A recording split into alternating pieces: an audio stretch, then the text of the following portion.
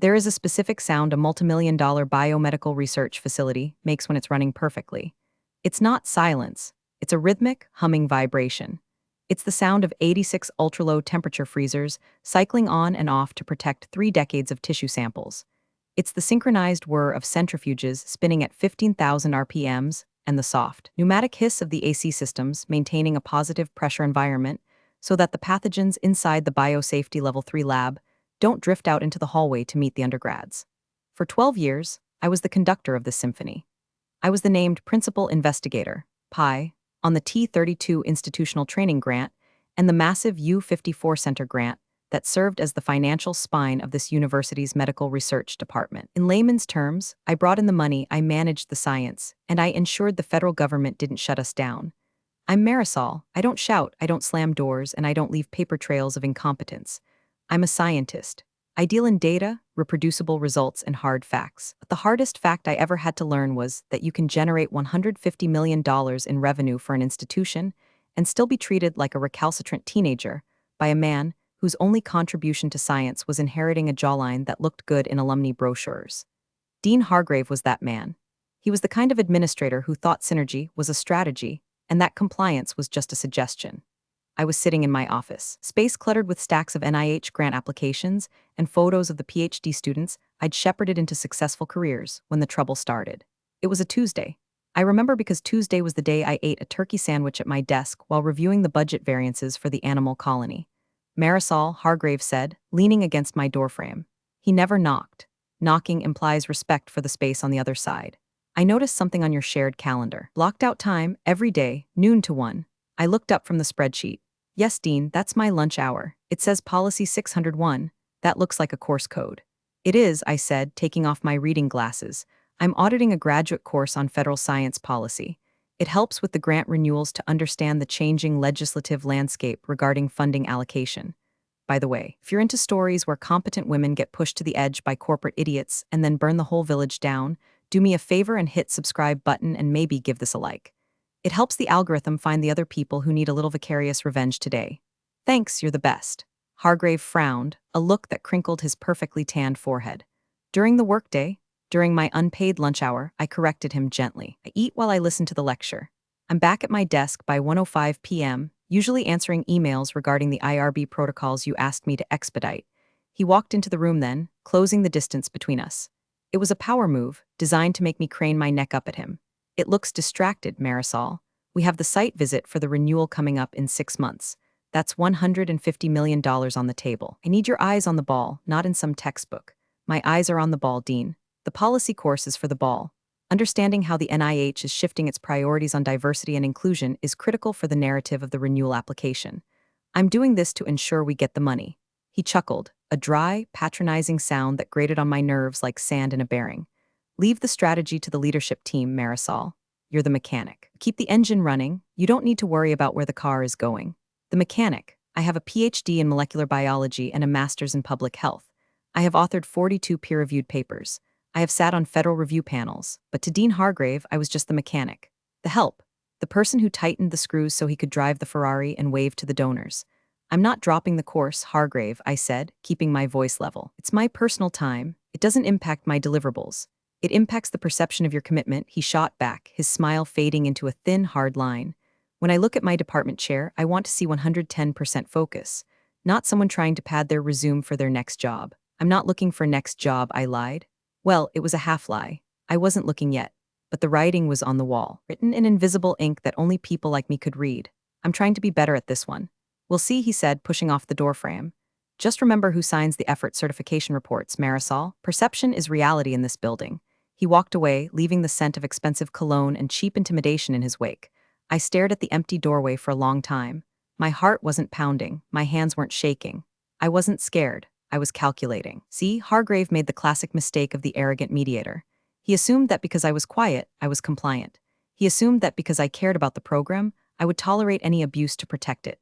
He didn't understand that the mechanic knows exactly which bolt to remove to make the wheels fall off at 60 miles per hour. I turned back to my computer. I didn't close the spreadsheet. I opened a new folder on my private drive. I named it Documentation. If he wanted to talk about reality, I was going to start collecting some receipts. The hum of the freezers seemed to deepen, a low growl of agreement.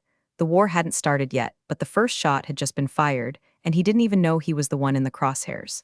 The following week, the department held its monthly all-hands meeting. These gatherings were usually an hour of self-congratulatory slideshows where Hargrave took credit for the work of postdocs who were surviving on ramen noodles and caffeine. We gathered in the large auditorium, the air stale with recycled AC and suppressed groans. I sat in the third row, notebook open, pen poised. I was the model employee. I was focused. Hargrave took the podium, flashing that megawatt smile that probably secured more donations than our actual cancer research data. Great quarter, everyone, he boomed. Really spectacular effort across the board. He clicked to the next slide. It was a picture of Kyle, a junior principal investigator who had been with us for barely 2 years. Kyle was 29, wore vests over t-shirts, and had a habit of borrowing my lab technicians without asking. I want to give a special shout-out to Kyle, Hargrave said, beaming. Kyle has just launched his own biotech consulting firm on the side. It's this kind of entrepreneurial spirit that puts our university on the map, showing the industry that we have the brains and the business savvy. Stand up, Kyle. Kyle stood up, waving awkwardly. The room clapped politely. I didn't clap. I felt a cold knot tighten in my stomach. Kyle was running a for-profit business during the work week, using, undoubtedly, university resources and reputation to bolster his personal brand, and he was being heralded as a visionary. I, on the other hand, was taking a lunch hour course to understand how to save the university's federal funding, and I was being threatened with insubordination. The hypocrisy wasn't just a bitter pill, it was a cyanide capsule. It signaled that this wasn't about time management or commitment. This was about control. Kyle was non-threatening to Hargrave because Kyle wanted to make money. Hargrave understood greed. He respected it. But me, I wanted knowledge. I wanted policy influence. I wanted to understand the machinery of power that men like Hargrave monopolized, and that terrified him. After the meeting, I went straight to my office. I didn't go to the lab to check on the cell cultures. I didn't go to the animal facility. I closed my door and logged into the university's email server. I started digging. Not for dirt on Kyle. He was irrelevant, just a symptom of the disease, but for the paper trail of my own existence. I downloaded every performance review from the last 12 years. Every single one was rated exemplary. I downloaded the email threads where I had successfully negotiated the budget cuts with the NIH grants management specialist. I downloaded the effort certification reports that proved I worked an average of 60 hours a week, well above the 40 I was paid for. Then I opened the NIH ERA Commons portal. This is the federal database where all grant information lives. It's the holy of holies for researchers. I checked my status. Role, PD/PI, Program Director/Principal Investigator. Status, active. Authority, full. I took a screenshot. Hargrave's assistant, woman named Deborah who looked perpetually exhausted, knocked on my door an hour later. She held a clipboard like a shield. Marisol, she whispered, stepping inside and closing the door behind her. He's asking for your calendar logs for the last 6 months. I looked at her. Deborah knew where the bodies were buried because she was usually the one forced to dig the holes. He wants to audit my time? She nodded, her eyes wide. He's trying to build a case, Marisol. He's talking to HR about time theft. Because of the class. Time theft, I repeated. The irony was so sharp it could cut glass. I had missed my niece's baptism because I was here fixing a -80 freezer on a Sunday. I had spent my 10th wedding anniversary on a conference call with the FDA. Thanks, Deborah, I said softly. I appreciate you telling me. He's looking for a reason, she warned. He wants to bring in Dr. Sterling to run the renewal. Dr. Sterling was Hargrave's golf buddy, a man who hadn't run a wet lab since the late 90s. Putting Sterling in charge of a $150 million complex research grant was like asking a toddler to fly a Boeing 747 because he has a toy plane at home. Let him look, I said, turning back to my screens. Send him the logs, Deborah. Send him everything. Are you sure? Absolutely. Send him the raw data. I knew Hargrave. He was lazy. He wouldn't read the raw logs. He would glance at them, see blocks of time, and confirm his bias. He wouldn't notice that the emails sent at 8 o'clock p.m., 9 o'clock p.m., and 4 o'clock a.m. far outweighed the 45 minutes I spent listening to a lecture on the Hatch Act while eating a salad. I wasn't just documenting my defense anymore. I was preparing the ammunition for a war he didn't realize would be nuclear. That afternoon, walked through the lab. My PhD students were pipetting solutions, the rhythmic click-clack of the micropipettes filling the room. They looked up, smiling, tired but inspired. They trusted me. They relied on me to keep the money flowing so they could get their degrees and change the world. A wave of nausea hit me. If Hargrave blew this up, they were the ones who would catch the shrapnel. I stopped by the desk of my lab manager, Sarah. She was the sergeant of this platoon. Sarah, I said quietly, make sure all the data on the local servers is backed up to the cloud tonight. Everything, every gel image, every sequencing file. She looked at me, sensing the shift in my tone. Is everything okay, boss? Just housekeeping, I said. We're due for a storm. She didn't ask questions. She just nodded and started typing. That's the difference between a leader and a boss. A boss demands obedience. A leader commands trust. Hargrave was about to learn that you can fire a person, but you can't fire the loyalty they've built. As I left the building that evening, the sun was setting over the campus. It looked beautiful, golden light hitting the brick buildings. It looked like a citadel of knowledge, but from where I stood, it looked like a house of cards, and Dean Hargrave was holding a match.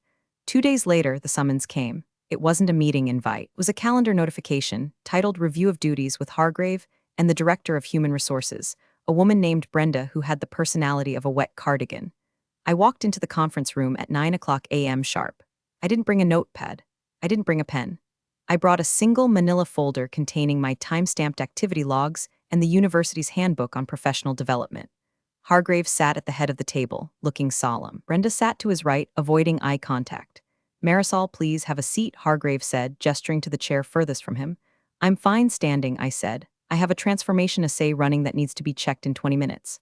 Hargrave sighed, the sound of a disappointed father. This is exactly what we need to discuss. Your prioritization. Brenda cleared her throat and slid a piece of paper across the mahogany table. Dr. Morneau, you're placing you on a performance improvement plan, effective immediately. The concerns raised regarding your time management and unauthorized educational pursuits during business hours have become untenable. I looked at the paper. It was a template. I could see where they had copy-pasted my name. Untenable, I repeated. I secured $12 million in bridge funding last month, Brenda. Is that untenable? Revenue generation does not excuse policy violations, Brenda recited, likely reading from a script in her head. The dean feels your focus is fractured. The PIP requires you to cease all non-work-related coursework immediately and submit a daily hour-by-hour log of your activities for the next 60 days. And if I refuse, I asked. Hargrave leaned forward. Then we will have to discuss your future at this institution, or lack thereof. This is about the lunch class? I asked, looking directly at him. Really? It's about insubordination, Marisol, Hargrave snapped, his mask slipping. I told you to drop it. You didn't. You challenged my authority on my floor. You think because you bring in the grants you're untouchable, but you're not. The university owns the grants. The university employs the staff. You are just an employee. The university owns the grants, I said slowly, testing the weight of the words. Is that your understanding, Dean? That the NIH awards money to the building, not the scientist? The award is to the institution, he said smugly. You are replaceable. There it was, the fatal error. He truly believed that the science happened by magic and that the millions of dollars flowing in were due to the prestigious letterhead, not the brain managing the complex web of federal regulations, animal welfare protocols, and scientific aims. I see, I said. So to clarify, drop the class or be fired. We prefer the term separated. Brenda added helpfully. I'll need to think about it, I said. You have 24 hours to sign the PIP, Hargrave said. Make the right choice, Marisol. Don't throw away a career over a hobby. I walked out. I didn't go to the lab, I went to the server room. Technically, I wasn't supposed to be in there without IT, but I had the master key because the temperature sensors for my samples were routed through there. I let myself in. The room was cold and loud with the roar of cooling fans. I wasn't there to sabotage. I'm not a vandal. I was there to protect myself. I initiated a full export of the regulatory compliance drive. This wasn't the scientific data that belonged to the university, technically. This was the record of my work as the PI, the Institutional Review Board (IRB) approvals, the Institutional Animal Care and Use Committee (IACUC) protocols, biosafety level certifications. These documents were legal affidavits signed by me, attesting that I was overseeing the safety and ethics of the research. If I wasn't the PI, I couldn't be responsible for them. And if I wasn't responsible for them, they were invalid. I copied everything to an encrypted external drive. As the progress bar crawled across the screen, my phone buzzed. It was a text from Sarah, my lab manager. Hargrave just toured the lab with Dr. Sterling. Sterling asked if we could consolidate the mouse colonies to save space. He wants to put the immunocompromised mice in the general population room. I stared at the screen. Putting immunocompromised mice in a general room would kill them within days. It would ruin 3 years of genetic breeding. It was scientifically illiterate. What did you tell him? I texted back. I told him that would kill the models. He told me that he's the incoming strategic director, and I should worry about cleaning cages. My hand shook, not from fear, from rage. They weren't just coming for me, they were coming for the work. They were going to dismantle a decade of progress because Sterling wanted to save space for his ego and Hargrave wanted to prove a point. The download finished. I pulled the drive. I knew what I had to do. Signing the PIP was an admission of guilt, was a collar around my neck. If I stayed, I would be micromanaged into insanity, and eventually fired anyway once they felt they had transferred enough of my knowledge to Sterling. I wasn't going to give them the time. I walked back to my office. I looked at the photos of my team. I looked at the whiteboard covered in molecular pathways. I was going to lose this battle. I knew that. But I was going to make sure that winning it cost Hargrave everything he valued. I sat down and typed a single email. Not to Hargrave, to the registrar's office. Please confirm my enrollment in policy 601 for the remainder of the semester. I will not be withdrawing. Then I waited. The next morning, my badge didn't work on the parking garage reader. It flashed red. Access denied. I wasn't surprised. I reversed my car, parked in the visitor lot, paid the $25 daily rate, and walked to the building. A security guard at the front desk, a man named Earl who I'd baked cookies for every Christmas for 10 years, couldn't look me in the eye. They told me to send you straight to admin, Dr. Morneau, he mumbled, looking at his shoes. Sorry. It's okay, Earl, I said. You're doing your job. I took the elevator up to the dean's suite. The hallway felt longer than usual. The silence was heavy. Hargrave and Brenda were waiting. The door was already open. There was a cardboard box on the table. You didn't sign the PIP, Hargrave said. He sounded almost gleeful. No, I said. I didn't. Then you've left us no choice, he said, smoothing his tie. Effective immediately, your employment with the university is terminated for insubordination and failure to adhere to university policy regarding time allocation. Terminated, I said. The word hung in the air. It will allow you 15 minutes to collect personal effects from your office, Brenda said, reciting her lines. Security will escort you. You are not to access any computers. You are not to speak to staff. And the grant? I asked. The renewal meeting is in 4 months. We have it handled. Hargrave waved a hand dismissively. Dr. Sterling has graciously agreed to step in as interim PI. He's already reviewing your files. Sterling doesn't have the clearance for the BSL-3 lab, I noted. He's being fast-tracked, Hargrave snapped. Stop worrying about the university, Marisol. Worry about your unemployment hearing. We will be contesting it. I looked at him. I really looked at him. I saw a man who thought he was cutting out a tumor, unaware he was actually removing the heart. Can I have that in writing? I asked. The termination notice, specifically stating the reason is insubordination regarding the course. It's all in the packet, Brenda said, pushing a thick envelope toward me. I picked it up. It felt heavy. Goodbye, Dean. Goodbye, Marisol. I hope you learn some humility in your next role. I walked out. The security guard, a stranger this time, walked me to my office. I didn't pack much. My framed degree, a photo of my late husband, a cactus. I left the awards. I left the binders. I left the notes. As I walked through the lab for the last time, the room went silent. My students froze. Sarah stood up, tears in her eyes. I couldn't speak to them. The guard was watching. I just nodded, a sharp, single nod that meant keep going. Don't stop. They escorted me to the curb. I put the box in my passenger seat. I didn't go home to cry. I went to a coffee shop with secure Wi-Fi 2 towns over. I ordered a black tea. I opened my laptop. My personal one. I logged into ERA Commons, the federal portal. I navigated to the T32 and U54 grants. The dashboard glowed with the status, awarded. I clicked on the Change of Status tab. The NIH has very strict rules. A grant is awarded to an institution, yes, but it is awarded contingent on the specific competence of the named principal investigator. If that PI leaves, dies, or is removed, the institution must notify the NIH immediately. But Hargrave hadn't notified them. He probably planned to do it later or have Sterling just slide in quietly. I wasn't going to wait for him. I filled out the form. Reason for change, termination of employment. Effective date today. New PI, none. There is a checkbox at the bottom that says, I certify that I am no longer responsible for the oversight, fiscal management, and scientific integrity of this award. I clicked it. Then I went to the regulatory agencies, the IACUC portal, the IRB portal. I formally withdrew as the responsible official. In the eyes of the federal government, as of 10:42 a.m., the research program at my university was a ship without a captain. Legally, not a single mouse could be touched, not a single patient enrolled in a trial, not a single dollar drawn down from the account until a new PI was vetted and approved by the NIH. And the NIH vetting process takes months. Hargrave thought he had fired an employee. He didn't realize he had just triggered an automatic suspension of operations. I hit submit. The screen flashed green, update successful. I closed my laptop. I took a sip of my tea. It was still hot. Humility, I whispered to myself. We'll see who learns what. The first week of unemployment was strange. For 12 years, my adrenaline spiked at 6 o'clock a.m. Now I woke up, looked at the ceiling, and realized I had nowhere to be. I started gardening. I pruned my hydrangeas with the same precision I used to dissect tissue samples. My phone started ringing on day 3. It wasn't Hargrave. It was the compliance office. Dr. Morneau, this is Linda from Research Compliance. I just got an automated flag from the Animal Welfare Office. It says the protocols are suspended because the RO is inactive. Can you call me back? We can't feed the models until this is cleared. I didn't answer. I wasn't the RO responsible official anymore. That was Hargrave's problem. If he hadn't appointed a replacement before firing me, that was a violation of federal law. Day 4. An email to my personal account from the Grants Management Office. Marisol, the drawdown request for the payroll was rejected by the payment management system. It says key personnel void. We can't pay the postdocs. Please advise. I deleted the email. I wasn't an employee. I couldn't advise. Consulting requires a contract and I didn't have one. Day 6, a text from Sarah. It's chaos. Sterling tried to order reagents, but his signature isn't in the system. The vendors put our account on hold. Hargrave is screaming at it. He thinks it's a computer glitch. I smiled at that. A glitch. That's what they always think. They think the system works automatically. They don't see the thousands of hours of maintenance. They don't see the person holding the wires together during the storm. They remove the person and blame the wires. I poured myself a glass of wine and sat on my porch. I could imagine the scene. The glitch wasn't in the computer. The glitch was in the leadership. By the second week, the silence from the administration turned into panic. I received a certified letter via FedEx. It was from the university's general counsel. Dear Dr. Morneau, it has come to our attention that you have altered federal records regarding Grant U54. You are hereby ordered to restore access and assist in the transition. I laughed out loud. Altered? I hadn't altered anything.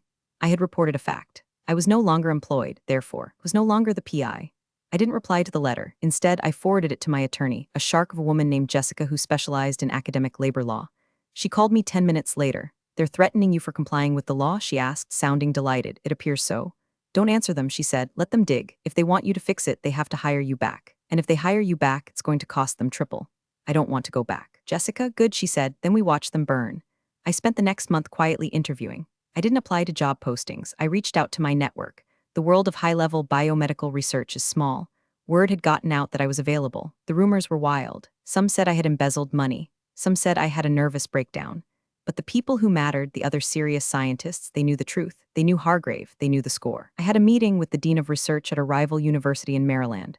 Why did you leave? He asked. Professional differences regarding compliance and resource allocation, I said. I heard Hargrave fired you over a lunch class, he said, raising an eyebrow. That was the stated reason. He shook his head. We have a policy here, Marisol. If you want to take a class, we pay for it, especially if it helps us get grants. That sounds logical, I said. We have an opening for department chair, he said. We need someone to clean up a mess. We need a mechanic. I smiled. I'm pretty good at fixing engines. But I come with a condition, which is I bring my own team once their contracts are liberated. He grinned. I think we can accommodate that. Back at my old university, the silence was breaking. The glitch hadn't been fixed. The renewal deadline was looming, and the NIH program officer had just scheduled the site visit. Hargrave had appointed Sterling as the interim PI in the university system, but he hadn't gotten the NIH approval yet. He assumed it was a rubber stamp. He was about to find out that the NIH doesn't use rubber stamps. They use microscopes, 2 months post-termination. The university was bleeding, but they were trying to hide the wound with Band-Aids. Sarah kept me updated through encrypted messaging apps. Sterling told us to just keep working despite the protocol suspension, she texted. He said he'd backdate the paperwork once the NIH approves him. I stared at the phone. Backdating federal compliance paperwork is a felony. It's fraud. Sterling wasn't just incompetent, he was dangerous. Don't do it, Sarah, I replied. Document that instruction. Do not sign anything. I'm not. But the postdocs are scared. They need the data for their papers. The tragedy of academia is that the most vulnerable people are the ones who get crushed by the egos at the top. Meanwhile, the university was preparing for the $150 million grant renewal site visit. This is a theatrical event. The NIH flies in a team of experts, peer reviewers, program officers, budget analysts. They tour the labs, they interview the staff, they look at the books. Hargrave was in full PR mode. He was boasting to the faculty senate that the transition was seamless. He claimed that under Sterling's leadership, the department was streamlining operations. Streamlining meant that 3 of my specialized technicians had quit because Sterling yelled at them for using too many gloves. Then came the issue of the rats. We had a colony of transgenic rats, extremely expensive, genetically modified animals that modeled human hypertension. It required a specific diet and a specific humidity level. I used to check the humidity logs every morning. Sterling didn't know how to access the building automation system. One Tuesday, the AC system in the animal facility drifted. The humidity dropped to 10%. Rats regulate their heat through their tails. In low humidity, they get ringtail, a painful condition where the tail constricts and can fall off. The vet staff flagged it. They called Sterling. Sterling was on the golf course. He didn't answer. By the time he came in the next day, the vet had reported the incident to OLA, Office of Laboratory Animal Welfare. This is a mandatory reportable event. It goes on the permanent record. When you are applying for $150 million grant, having an active animal welfare investigation is like showing up to a job interview with blood on your shirt. Hargrave tried to spin it. He blamed the facility's staff, blamed the aging infrastructure. He didn't mention that I had a pending work order to upgrade the humidity sensors that he had canceled to save money. I sat in my new living room, reviewing the offer letter from the Maryland University. It was generous, tenure, a startup package for my lab, full autonomy, but I couldn't sign it yet. I needed to see this through. I needed to see the moment the truth hit them. The date of the site visit arrived. I knew the schedule because I had written the original draft of it 6 months ago. 9 a.m., welcome breakfast. 10 a.m., leadership overview. 11 a.m., compliance review. The compliance review, that was the kill zone. I wasn't there, obviously. But I knew who was leading the NIH team. Dr. Evans. Dr. Evans was a former military surgeon. He didn't like charm. He didn't like slideshows. He liked paperwork. He liked rules. I imagined the scene. Hargrave in his best suit. Sterling sweating in his vest. Dr. Evans opening the binder. I poured a cup of coffee. The clock on the wall read 10:55 a.m. Showtime, I whispered. I wasn't in the room, but I can tell you exactly what happened. I know because Dr. Evans sent me an email 3 days later, and because Sarah was in the back of the room, taking notes like a war correspondent. The conference room was set up with pastries that cost more than a grad student's weekly stipend. Hargrave sat at the head of the table, flanked by Sterling and the provost. Dr. Evans walked in. He didn't touch the pastries. He placed a single, thick file on the table. "Good morning," Evans said. His voice was dry like old paper. "Let's skip the presentation. I've read the application." Hargrave's smile faltered. "Of course. Just wanted to highlight the new strategic direction." "The application lists Dr. Marisol Morneau as the principal investigator," Evans said, opening the file. "I don't see Dr. Morneau." "Ah, yes," Hargrave said, leaning back, projecting confidence. "We have had a leadership transition. Dr. Morneau is no longer with the university. We have appointed Dr. Sterling as the interim PI. He is fully up to speed." Evans didn't look at Sterling. He looked at the paper in front of him. "I checked the ERA Commons this morning," Evans said. "Dr. Sterling is not listed as the PI on the award. It's pending approval," Hargrave said quickly. "Just a formality." "It's not a formality," Dean Hargrave, Evans said. "It is a legal requirement. Without an approved PI, this grant is currently in a non-compliant state. We submitted the paperwork," Sterling piped up. Evans turned to him. "When? 2 months ago." Sterling lied. Evans pulled a sheet from his file. "I have a change of status notification from Dr. Morneau dated 2 months ago, removing herself from the award. I have nothing from the university nominating you until last week." The room went cold. Hargrave glared at Brenda. Brenda looked at her shoes. They had forgotten. In their arrogance, they assumed they could just swap names in the slide deck and the government wouldn't notice. Furthermore, Evans continued, flipping a page. "Since there was no active PI for 2 months who has been overseeing the human subjects research?" "I have," Sterling said. "But you aren't the PI," Evans said, "and you aren't listed on the IRB protocols, which means any patient data collected in the last 60 days was collected without authorized oversight." "That's a technicality," Hargrave said, his voice rising. "It's a violation of the Code of Federal Regulations, Title 45. Evans said sharply. He closed the binder. "Gentlemen, I cannot renew a grant for a program that is currently operating illegally." "Now wait a minute," Hargrave stood up. "This is a $150 million center. You can't just shut it down because of paperwork." "I'm not shutting it down because of paperwork," Evans said, standing up as well. "I'm shutting it down because you fired the only person who knew how to run it. And you were too arrogant to realize she took the keys with her." "We can fix this," the provost interrupted, looking pale. "We can get Marisol back." Evans paused. He looked at Hargrave. Then he looked at the empty chair where I should have been. "I suspect," Evans said, "that ship has sailed. And frankly, based on what I've seen of your strategic direction, I wouldn't blame her." He picked up his file. "The renewal is denied. You will receive the formal notice of termination of funding within 48 hours. I suggest you start preparing your close-out reports. You have 30 days to shut down the labs." He walked out. "Sarah texted me at 11:15 a.m. He denied it. It's over." Hargrave is screaming. "The provost looks like he's having a stroke." I sat on my porch. A bird landed on the feeder I had just filled. It chirped, a happy, oblivious sound. I didn't feel happy. I didn't feel sad. I felt the specific, cold satisfaction of an equation balancing out. Force equals mass times acceleration. Stupidity equals arrogance times consequence. The collapse was fast. It wasn't a slow decline, it was a cliff drop. The notice of award, termination arrived via email the next day. It was CC'd to the university president. $150 million. Gone. Overhead costs, the money the university keeps for lights and administration. Gone. Salary support for 45 faculty members. Gone. The provost suspended Hargrave pending an internal investigation. It was a nice gesture, but it was like putting a Band-Aid on a decapitation. The real tragedy wasn't in the administrative offices. It was in the labs. Because the funding was pulled immediately, the animal colonies had to be reduced. That's the polite euphemism. I drove to the campus that Friday. I couldn't go inside, but I met Sarah in the parking lot. She was crying. They made us euthanize the hypertension line, she sobbed. 6 years of breeding, gone in an hour. Sterling didn't even watch. He sent the vet text to do it. I held her. I felt a deep, burning sorrow for the waste of it all. Not for the money, for the knowledge, for the potential cures that were now just ash in an incinerator because a man in a suit felt threatened by a woman with a plan. I'm sorry, Sarah, I said. I'm so sorry. It's not your fault, she said, wiping her face. You protected us as long as you could. Pack your things, I told her. And tell the postdocs to pack theirs. Don't sign any severance agreements. Why? Because you're not staying unemployed, I said. I signed the offer with Maryland this morning. I'm the new chair of the Department of Molecular Medicine, and I have 5 open lines for technical staff and budget for 3 postdocs. Her eyes widened. You're taking us? I'm taking the talent, I said. Hargrave can keep the furniture. The fallout continued for weeks. The local news picked up the story. Major research grant lost due to compliance failures.